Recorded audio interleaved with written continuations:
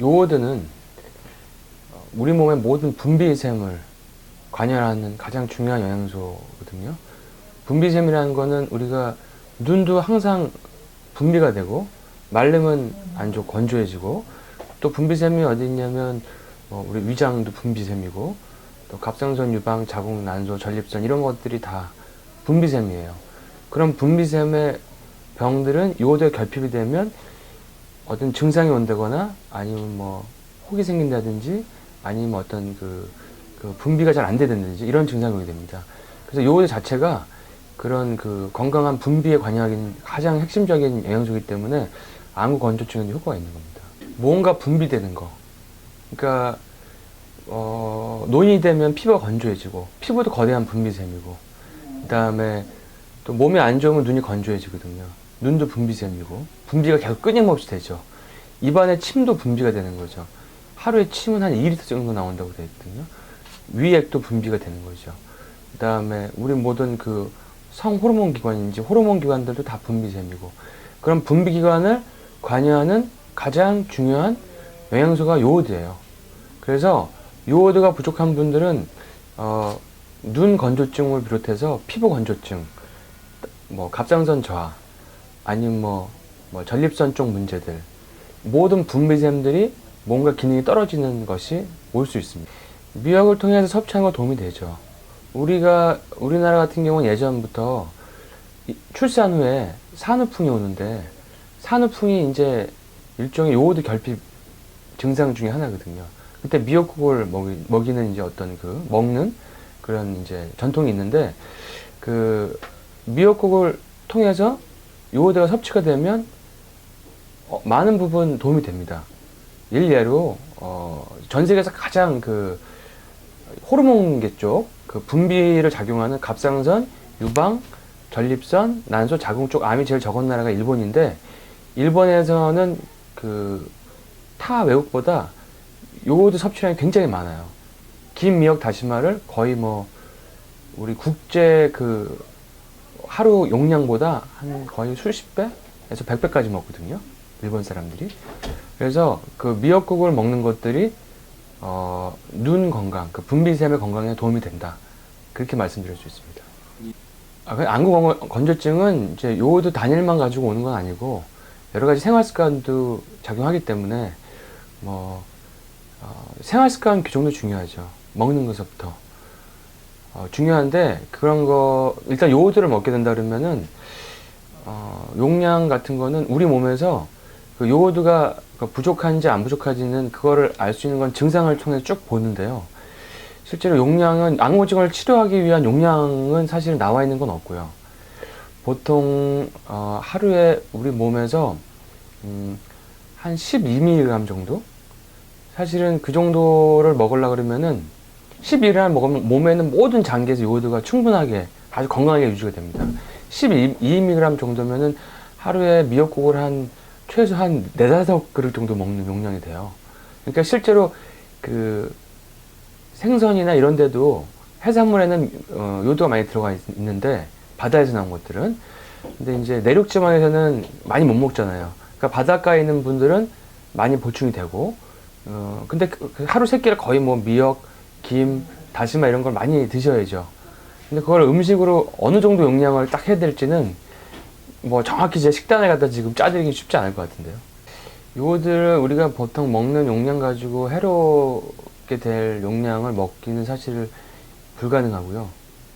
요오드는 원래 한 기원전서부터, 그리고 한 200년 전, 100년 전 굉장히 많은 치료에 쓰였습니다. 여러 몸의 장기에 갑상선, 유방암, 전립선, 이런 혹들, 피부 건조증, 또 각종 감염들, 균 감염을 좋게 하거든요. 근데 요오드가 1950년대쯤에 어떤 논문이 하나 나왔는데, 거기서 요오드에 대한 약간 좀 부정적인 논문이 있었는데, 사실은 그 논문이 지금 봤을 때는 그렇게 좀 설계가 조금 의심이 되는 그런 논문인데, 그 이후에 요오드를 이제 사람들이 요오드는 먹으면 안 되는 줄 아는 그런 게 많이 있습니다. 근데 실제로 요즘 들어서 다시 2000년대서부터 전 세계적으로 요오드를 다시 여러 가지 질환에 써서 많이 좋아지는 보고가 많이 있고, 요오드는 하루에 150mg 이상 먹지 않으면 부작용이 없는데 150mg를 먹으려고 그러면 미역국으로 따지면 하루에 한 60그릇? 그러니까 먹을 수가 없습니다. 그 용량은. 식이로는 부작용이 올 만한 용량을 할 수가 없고, 요오드 같은 경우는 알러지 같은 것도 거의 없기 때문에 음식으로 먹었을 때 많이 먹는다 그래서 부작용을 걱정 안 하셔도 됩니다. 기존에 건강검진에는 요오드 검사가 없고요. 기존 그 요오드 검사가 그냥 즉석 요오를 보는 요오드 검사가 원래 있었는데 정확도는 좀 떨어지고, 제일 정확한 건 24시간 소변을 봐서 그 요오드를 측정하는 검사가 있습니다. 그 검사는 현재 미국과 한국만 시행되고 있습니다. 한국에서 시행되는 검사는 한 2년 전쯤에 그 대한만성피로학회에서 들여왔고요. 그 검사를 하는 병원들이 전국에 있습니다. 검사비도 이렇게 비싸지가 않고, 그 검사를 하게 되면 그 요오드가 결핍이 있는지 정확히 알 수가 있고, 그 다음에 요오드 대사를 방해하는 요오드와 비슷한 친구들이 있어요. 우리가 치약에 많이 들어가 있는 불소, 그 다음에 수영장 소독제나 뭐 수돗물 소독제에 쓰는 염소 화합물, 염소, 불소, 그 다음에 농약 같은 데 많이 들어가 있는 브로마이드, 그런 독소들이 많이 있고 요오드가 적다 그러면은 그 부분을 같이 검사할 수가 있습니다. 그래서 그 부분을 교정을 시키게 되면 여러 안구건조증, 여러 가지 분비샘에 갑상선 유방, 자궁, 난소 이런 데 질환들을 많이 개선시키는 것을 볼 수 있습니다. 일단 제일 중요한 거는 여성분들은 갑상선이나 유방이나 자궁, 난소 질환으로 수술력이 있는 분들, 거의 검사해보면 거의 요오드 결핍이 많고요. 요오드 대신에 환경 독소가 많고, 남자분들은 갑상선이나 결립선 질환. 우리 몸에 요즘에 가장 폭증하는 병들은 호르몬 관련 장기의 암입니다. 요즘에 보면은 2000년대 이후로 갑상선, 유방, 자궁, 난소, 전립선 질환이 폭증하고 있는데, 그 장기들이 환경 독소에 가장 민감하기 때문에 근데 호르몬 기관들은 다 요오드가 지배하는 장기예요. 그래서 그쪽에 병이 있는 분들은 요오드가 결핍되는지 반드시 확인하는 게 좋고, 그 다음에 좋은 거는 기억력 떨어지는 거, 인지력이 떨어지는 거, 뇌는 요오드가 부족하면은 작용을 잘 못합니다. 그래서 아이들은 산전에 어머니가 요오드가 결핍인 경우와 충분한 경우에 아이들의 IQ가 출산 후에 한 10에서 15 차이가 나게 됩니다. 그래서 그런 산전의 엄마들, 그 다음에 기억력이 많이 떨어지는 분들, 그 다음에 각종 알레르기나 잦은 감염 있는 분들, 또 체온을 관할하는 중추의 갑상선의 재료이기 때문에 체온이 떨어지고 몸이 춥고 머리카락이 푸석푸석하고 손발이 차고 순환이 잘 안 되고 피부가 건조하고 눈도 건조하고 이런 모든 저체온 증상들이 있는 분들은 요오드의 검사에 아주 좋은 적용 대상입니다.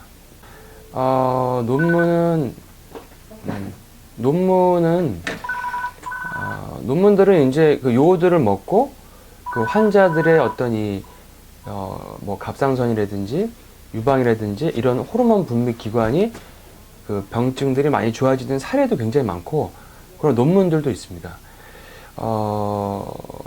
지금 국제적으로 유방암 치료하는 어떤 동호회 같은 거가 있는데, 실질적으로 암 전 단계 유방 섬유 선종이나 유방에 결절이 있는 분들을 요오드를 바르거나 먹어서 치료를 해서 그것이 좋아진 사례들이 굉장히 많이 올라가 있고, 그거를 국제적인 유방암 치료 하는 모임에서 권고를 하고 있고, 그리고 실제로 치료한 역사가 굉장히 오래됩니다. 전 세계 곳곳에서 이집트, 중국, 여러 유럽, 거의 수천 년 전서부터 기록들이 산재돼서 나오는데, 그것이 한 곳에서 나오는 게 아니라 거의 몇천 년 단위, 몇백 년 단위로 전 세계에서 나온다는 것은, 각지에서 나온다는 것은, 그때는 통신이 개발되지 않았기 때문에 그 자체가 효과 있다는 것을 입증하는 또 다른 증거가 되고, 논문들도 나와 있고, 그 다음에 요즘에는 실제로 많이 클리닉에서 그 사례들을 저부터도 많이 경험을 하고 또 효과를 환자분들이 느끼고 있기 때문에 그런 부분들이 어떤 증거가 되지 않나 이렇게 얘기할 수 있습니다. 수술이 필요한 분은 수술을 해야죠. 근데 이런 경우가 많습니다. 어떤 분이 자궁에 근종으로 수술을 받으셨는데 몇 년 있으니까 난소에 혹이 생기고 또 몇 년 있으니까 유방에 결절이 생기고 그래서 병원 가서 초음파를 했는데 아직은 암이 아니니까 수술하지 말고 6개월에 다시 와라. 다시 가면 혹이 좀 더 생겼는데 아직은 수술할 단계가 아니니까 또 6개월 있다 와라. 근데 그 와중에 또 검사해 보니까 갑상선에도 혹이 생기고 그러니까 갑상선은 내과 가고 여기는 부인과에 가고 뭐 이런 식으로 또 병원을 자꾸 돌아다니시는 거예요. 그런 경우에는 물론 암은 수술을 해야겠지만 그런 식으로 혹이 자꾸 생기는 분들은 요오드 검사를 해서 그 수술 전이나 수술이나 상관없이 검사를 해서 부족한 요오드를 보충해 주게 되면 혹들이 많이 줄는 걸 볼 수가 있습니다. 그리고 남자분들도 우리가 전립선은 비뇨기과에서 검사를 하고 갑상선 내과에서 하는데 저 같은 경우는 전립선 비대 증상이 있거나 갑상선에 혹이 있는 분들을 거꾸로 다른 장기를 검사해 보면은 질환이 나오는 경우가 많습니다. 그런 분들은 요오드 검사를 해서 그걸 교정하게 되면 많은 부분 전립선 크기라든지 배뇨 증상이라든지 갑상선 질환이 같이 좋아지는 것을 볼 수가 있습니다. 요오드는 다른 비타민 영양제랑 특별하게 충돌이 되는 건 없고요. 우리가 사람이 가장 건강하기 위해서는 암을 예방하는데 가장 좋은 거는 요오드와 비타민 D인데 우리가 사람이 하늘의 기운은 하늘에서 태양빛이 비타민 D고 모든 태양빛을 받아서 모든 생명체는 바다에서 나왔거든요. 인간도 지구에 사는 모든 생명체는 바다에서 나왔거든요. 우리 바다에서 요오드와 그다음에 오메가3, 그다음에 모든 미네랄, 굵은 소금 그런 것들이 다 바다에서 왔기 때문에 인간 자체가 요오드가 없이는 건강할 수가 없고 그래서 요오드는 다른 영양소와 특별하게 작용하거나 같이 먹으면 안 되거나 이런 건 없습니다. 우리가 몸에서 살기 위해서 꼭 필요한 필수 영양소입니다. 그거는 단지 눈 증상만 본 건 아니고요. 그분의 전체적인 증상을 봤을 때 요오드가 결핍돼서 올 수 있는 증상들, 눈 건조한 거, 알레르기, 그 다음에 굉장히 피곤한 거, 정신적인 운동의 저하, 그 다음에 갑상선의 결절 같은 것들 그런 종합적인 것을 봐서 요오드 검사를 하게 됐고 그게 결핍이 나와서 그걸 보충해서 그런 증상들이 전체적으로 눈 건조증을 포함한 여러 증상들이 같이 호전이 되신 분입니다. 빨리 올려야 될 분들은 요오드 시기도 알려드리지만 병원에서 요오드를 처방을 해서服用하게 합니다.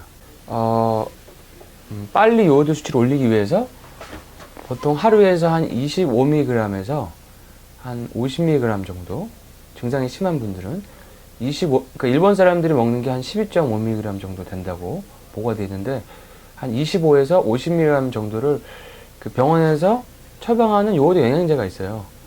그런 거를 처방을 통해서 그분이 이제 요오드 수치를 빨리 좀 올릴 수 있게 왜냐면 시기를 통해서 올리려면 시간 너무 많이 걸리기 때문에 그걸 보충하는 걸 같이 해드린 겁니다. 몸에서 이제 그런 경우는 요오드를 몸에서 흡수하는 게 이제 눈에 보일 정도로 요오드가 들어가면 피부 건조증, 가려움증, 눈 건조한 거, 몸이 체온이 떨어지는 증상 그런 것들이 이제 서서히 같이 이제 호전이 되기 시작하죠. 그렇게 치료하는 것은 아까 제가 얘기했듯이 150mg 이하는 큰 부작용은 없습니다. 아까 말씀드린 몸의 저체온증 증상, 그 다음에 이 분비하는 모든 기관들이 뭔가 문제가 있거나 작동이 잘 안 되거나 뭔가 혹 같은 게 있거나 그럴 때는 아주 적극적으로 권해드리고요. 근데 안구건조증은 이제 요오드 결핍 말고도 비타민 C, 필요한 비타민 C가 많이 결핍되고, 그 다음에 오메가3 도 굉장히 중요하고, 그 외에도 이제 자극적인 거, 너무 카페인, 술, 너무 산성 음식 같은 거를 많이 드시면 건조증이 오기 때문에 그런 식이 조절을 같이 이제 하게 되고 그렇게 합니다. 요오드는 한국에선 대한만성피로학회에서 제일 처음에 검사도 들여왔고 처방하는 요오드 영양제도 들여와서 이제 들여온 지가 그렇게 오래되지 않았습니다. 그거를 이제 처방하려도 처방할 그 영양제가 없어가지고, 그걸 이제, 현재 그 요오드에 대해서 관심 있는 선생님들 병원에서만 쓸 수 있게 돼 있고요. 곧 조금 있으면 일반 사람들도 먹을 수 있게 준비를 하고 있습니다. 만성피로학회 외에도 이런 건강한 영양치료를 하는 병원들이 있습니다. 예, 그런 병원에서는 요오드를 검사를 하고 처방하는 병원들이 있습니다. 가장 그런 거는 이제 일단은 갑상선 암이 걸리신 분이, 갑상선 암이 걸리고 조금 전이에 의심되는 분들은 방사선 요오드를 치료를 하거든요. 방사선 요오드라는 거는 방사선에 요오드가 붙어 있는 겁니다. 우리가 이제 후쿠시마 원전 옆에 가면 제일 많이 나오는 게 방사선 요오드거든요. 그래서 그 치료를 받게 되면 그분은 평생 동안 생각이, 내가 요오드 나쁜 거니까 먹으면 안 되는구나, 이런 생각을 하게 됩니다. 또 병원에서 요오드를 먹지 말아라, 이렇게 얘기를 했기 때문에. 그런 분들이 방사선 요오드 치료와 수술을 통해서 치료가 다 끝난 후에 그 요오드가 위험하다는 인식이 돼 있고 각인이 돼 있기 때문에 요오드를 평생 잘 안 먹게 됩니다. 그럼 그런 분들이 나중에 유방의 혹이나 자궁의 혹이나 난소 쪽 질환이나 아니면 남자분은 전립선 질환이나 아니면 기억력의 감퇴나 다른 요오드 결핍이 오는 질환을 통해서 굉장히 많이 고생하는 걸 볼 수가 있습니다. 그래서 그런 경우에는 요오드는 현재 암을 앓고 있는 분들은 치료를 위해서 잠시 중단하지만, 방사선 요오드 치료를 하게 되면 우리 몸에 요오드가 결핍되어 있으면 요오드가 필요한 장기에, 모든 장기에 다 흡수가 되기 때문에 사실은 몸이 좋아지고 나면 요오드 검사를 해서 부족한 부분을 있으면은 반드시 좋은 요오드를 보충해줘야 우리가 그 모든 장기들이 건강해질 수가 있고, 그리고 꼭 그렇게 수술 받으신 분 외에도 한국 자체가 외국에서 봤을 때는 일본이랑 굉장히 가깝기 때문에 방사능에 굉장히 오염이 가능할 수 있는 위험 지역이라고 얘기하고 있습니다.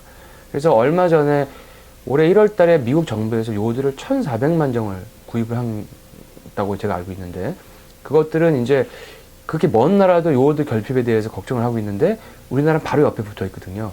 그렇기 때문에 사실은 그런 증상이 있거나 아니면은 뭐 갑상선 수술했거나 이런 분비샘의 질환이 있거나 아니면은 뭔가 몸의 컨디션이 안 좋거나 이런 분들은 요오드 검사를 해보시면 굉장히 많이 도움이 되지 않을까 생각합니다.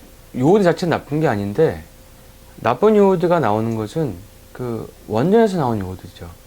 그러니까 방사능이, 원래는 이제 원전 자체가 사고가 나게 되면 많은 미네랄들이 거기 이제 방사능 원소들이 나오는데 제일 많이 나오는 게 방사능 요오드, 그다음에 방사능 세슘, 뭐 이런 게 나오잖아요.